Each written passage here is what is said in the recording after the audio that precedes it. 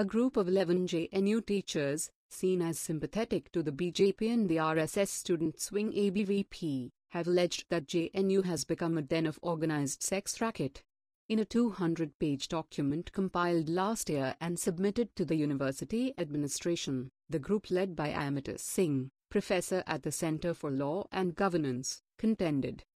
Over 1,000 boys and girls SIC students have been fined from Rs 2,000 to Rs 5,000 for consuming alcohol, for indulging in immoral activities in their hostels. On a casual glance at the gates of the hostel, one can see hundreds of empty alcohol bottles. Sex workers have been openly employed in hostel messes, where they not only lure JNU girls into their organized racket but also pollute the boys. How come big and high-brand cars are moving around the hostels, particularly in the night hours? Some security staff is SIC also involved in this racket. Freshers are particularly inducted in this ring of vice by luring through money, sex, drugs and alcohol, so that they become tied up with the cause of foreign agencies.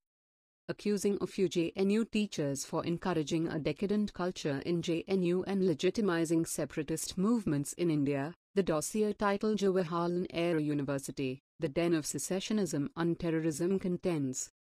A few academics of JNU, particularly Professor Ashok Y, Professor Kamal Mitra Chenoy, Professor Radha Chenoy, Professor Nivedita Menon, have been misusing JNU and their coveted position of senior teachers in the university for propagating secessionism in Kashmir and Northeast, legitimizing and rationalizing terrorist activities in these states, stoking the fires of hate and anti-nation sentiments by organizing seminars, lectures, issuing pamphlets, posters, publications and naked attacks, rallies, demonstrations, sit-ins, hunger strikes and strikes in JNU for several years without any fear. The main goal of their activities is to attack Indian sovereignty in Kashmir, Northeast, keep the Indian state in a destabilized state through Naxal, Maoist violence, secessionist movements.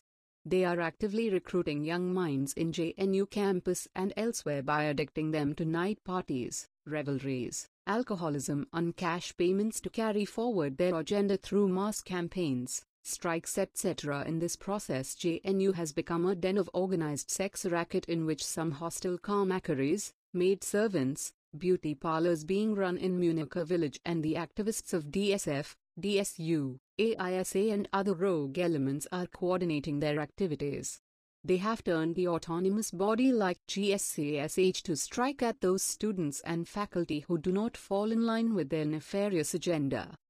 The document notes, it is a matter of serious concern that some JNU academics masquerading as liberals and feminists have been engaged in nefarious and anti-national activities of maligning India publicly through their statements, lectures, publications and extra-academic activities of their N.G.OS which receive liberal funding from foreign hostile agencies.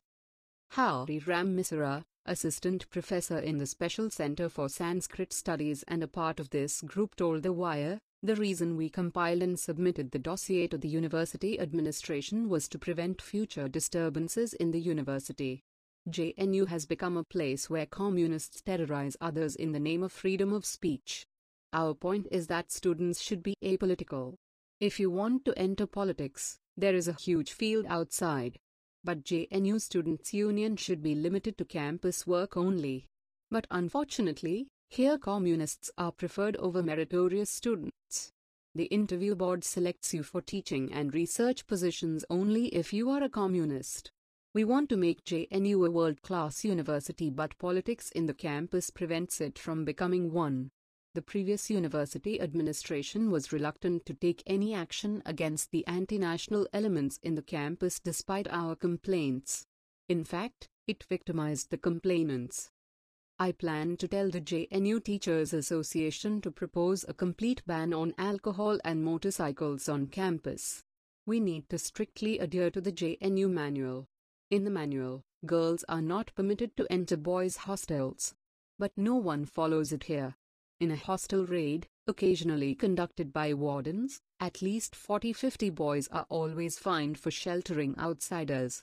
In the same raids, So many girls are found to be present in the hostel rooms meant only for boys. Who knows where these girls are from? That is why I propose to the present Vice-Chancellor to install CCTV cameras in hostels. I told him that unless you sanitize the hostels, the university cannot be run properly, he added. The dossier assumes added importance in the context of the University High-Level Inquiry Committee (HLEC) report that found a number of students guilty of raising anti-national slogans in the campus.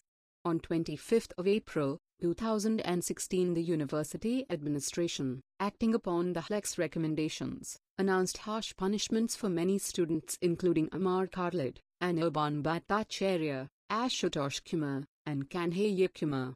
However, a large section of JNU teachers and students have been opposing the HLEC report on the grounds that it violated many rules and regulations of the JNU constitution and did not take into account the versions of the students who have been claiming that they did nothing that can be called anti-national. Compiled in 2015, the dossier can be seen as setting the script for the hate campaign against JNU over the last 2 months. For example, it mentions many of the punished students as promoting and propagating anti-national activities in the campus. Both the BJP and the RSS had launched an offensive campaign against the university with arguments similar to what has been stated in the dossier. The organizer and Panchajanya, RSS mouthpieces, did a cover story in November 2015 highlighting how JNU was anti-national and immoral in character.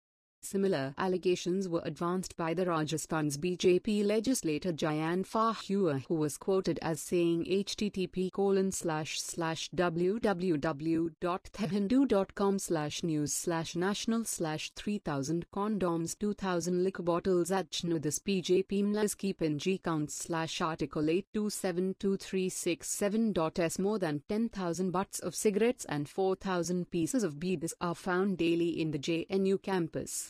50,000 big and small pieces of bones are left by those eating non-vegetarian food. They gorge on meat. These anti-nationals. 2,000 wrappers of chips and namkeen are found, as also 3,000 used condoms, the misdeeds they commit with our sisters and daughters there. And 500 used contraceptive injections are also found. Besides this, 2,000 liquor bottles as also over 3,000 beer cans and bottles are daily detected in the campus. The Delhi Police report against JNU http://economictimes.india.times.com/news/politics and nation/doctored footage crucial evidence in Delhi Police report against JNU student Kanhaiya Kumar/article show/51113735.cms also mentions many of the points made in the dossier. To name a few, both the Delhi Police report and the dossier claim that beef was served in hostel messes. Both also claim that a bunch of leftist students in the year 2010 celebrated the killing of 76 CRPF personnel in Dantewada. Similarly, both the reports interpret campus public meetings on human rights abuses in Kashmir Valley and Chhattisgarh as separatist activities. The Sangh Parivar machinery circulated many of these allegations in mobile messengers like WhatsApp over the last 2 months. During the nationalism versus sedition debate triggered by the much-highlighted controversy over anti-national sloganeering, the Sangh Parivar continually tried to brand JNU as anti-national. Since JNU has had a strong leftist political tradition, the Sangh Parivar has ideologically been opposed to JNU and its education practice since the 1970s. In this campaign, the Sangh Parivar has often resorted to sexist feudal insinuations against the university, much like the allegations the 11-member group of teachers have made. A majority of the students and teachers in JNU term these allegations as completely baseless and a part of the Hindutva propaganda against JNU's liberal culture. The dossier provides only a set of pamphlets brought out by students' organizations and discussion forums as evidence to establish JNU's anti-national character and make sweeping conclusions against a few teachers. However, many students the while spoke to were of the opinion that the pamphlets are a part of JNU's tradition to discuss and debate different political thoughts freely and without any fear. This, they say, goes on to hone critical abilities of a research student. How can the pamphlets be seen as evidence for anti-national activities in the campus? All political organizations, including the ABVP, bring out pamphlets to let the students know of their political standpoints, said Om Prasad, a research scholar associated with All India Students Association, AISA.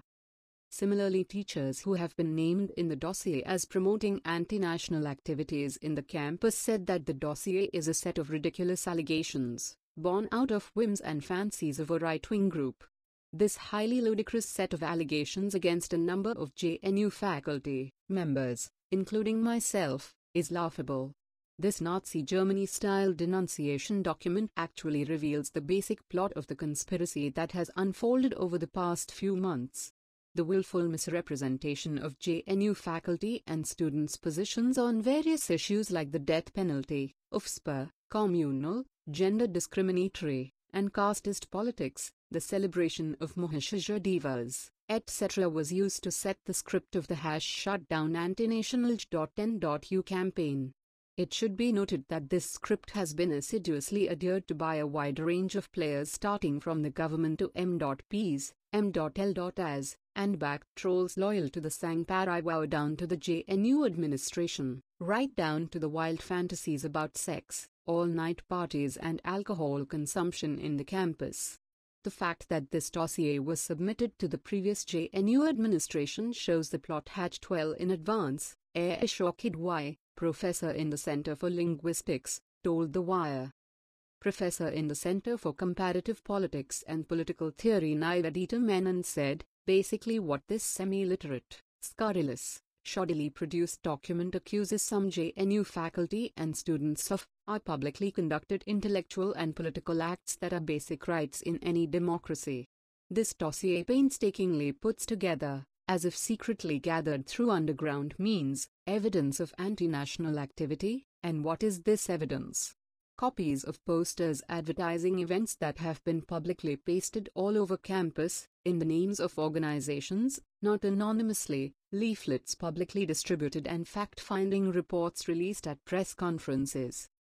What this defamatory document provides no evidence of at all are filthy, but really hilarious, accusations. With all of this sex and alcoholism on night parties to coordinate, it's a wonder we find the time to coordinate our attacks on Indian sovereignty, while keeping the Indian state in a destabilized state. The gratuitous addition of wild and unsupported allegations of rampant sexual activity and alcoholism only proves they are desperate to paint JNU as a general den of vice, knowing that anti-national is an unsustainable charge, Menon said. Professor of School of International Studies Anuradha Chenoy, who has been mentioned in the dossier as one of the principal faculty members to encourage unlegitimized secessionist movements in Kashmir, told The Wire, the dossier sees Professor Kamal Mitra Chenoy and my visit to Muzaffarabad for a seminar as evidence of my anti-national character. However, as a researcher of international relations, my role is to engage with different opinions. We had duly taken all permissions from the university authorities to participate in the seminar. Only because of the visit, we could know that there was a lot of negative sentiment against Pakistan in Muzaffarabad and that India has full right to talk about the problems of the contested territory. How does that make me anti-national? The former Vice-Chancellor S.K. Sopare confirmed to The Wire that due permissions were taken by Professor Anuradha Chenoy and Professor Kamal Mitra Chenoy to visit Muzaffarabad, and it was within their academic right to engage with different international opinions. In the light of recent developments in JNU, the 2015 dossier that was released only recently to a few journalists, assumes critical importance. The arguments put forward in the dossier have become central to how the Sangh Parivar and the Modi government have portrayed JNU over the last few months. The right-wing group of teachers, which has clearly gained confidence under the B.J.P. led government, seem to be the brain behind the hate campaign against JNU.